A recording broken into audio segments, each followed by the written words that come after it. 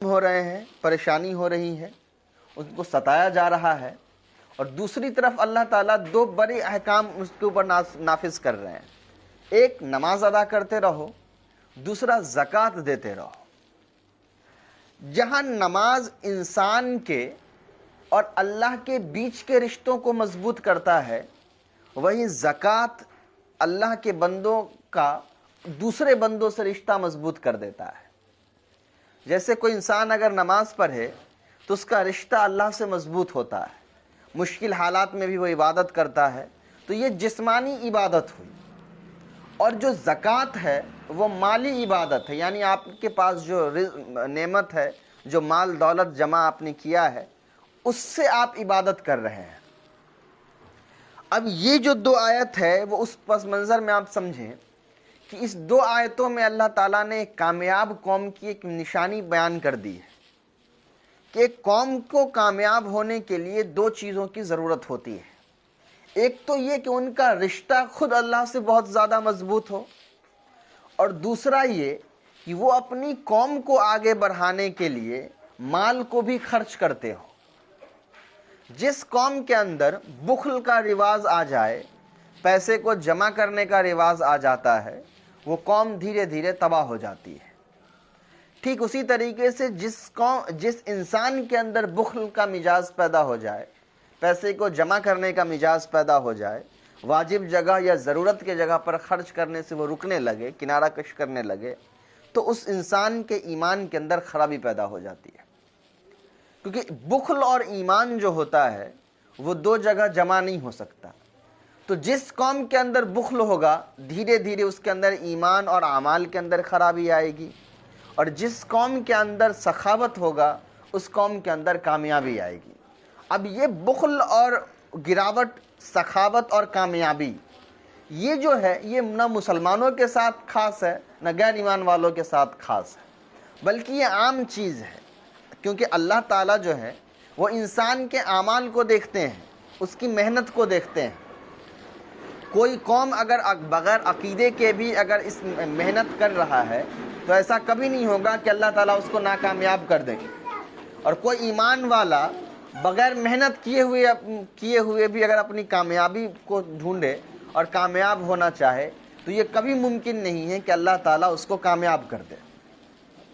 تو یہاں اللہ تعالیٰ نے ایمان ایک قوم کی کامیابی اور مضبوطی کے لیے دو بنیادی باتیں بتائیں ہیں۔ ایک یہ کہ خود انسان کی جو ذات ہے وہ اللہ سے جڑی ہوئی ہو، اور دوسرا یہ کہ اس انسان کی جو زندگی ہے، اس کا جو مال ہے، اس کا کچھ حصہ اپنی قوم کے اوپر بھی خرچ ہو رہا ہو، اپنے قوم کے غریبوں کو بڑھانے میں، اپنے قوم کے اندر جو پڑھے لکھے نہیں، ان پڑھ ہیں ان کو پڑھانے میں، جن کے پاس کھانے کے لیے کھانا نہیں ہے، رہنے کے لیے گھر نہیں ہے، ان کی ضرورت کو پورا کرنے میں، یعنی جس اعتبار سے قوم کو پیسے کی ضرورت ہے اس اعتبار سے اپنی قوم کو وہ آگے بڑھاتا ہے۔ اب اگر کسی قوم کے اندر یہ صفات نہیں ہے، بلکہ اگر آج کے دور میں مسلمانوں کے اندر فضول خرچی کرنے کا بہت بڑا رواج جو ہے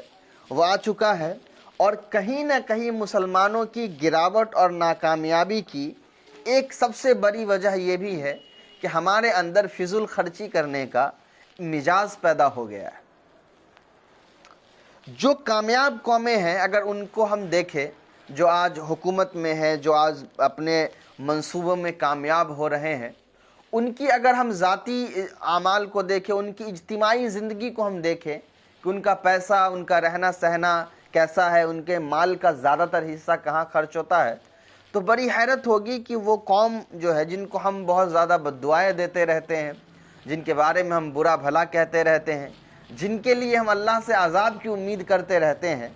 وہ قوم ایسی ہے کہ اپنے شادیوں میں بہت کم خرچ کرتی ہے، دکھاوے کی زندگی سے بہت زیادہ پرہیز کرتی ہے، سادہ کھانا، سادہ پہننا اور سادہ زندگی جینے میں وہ یقین رکھتی ہے،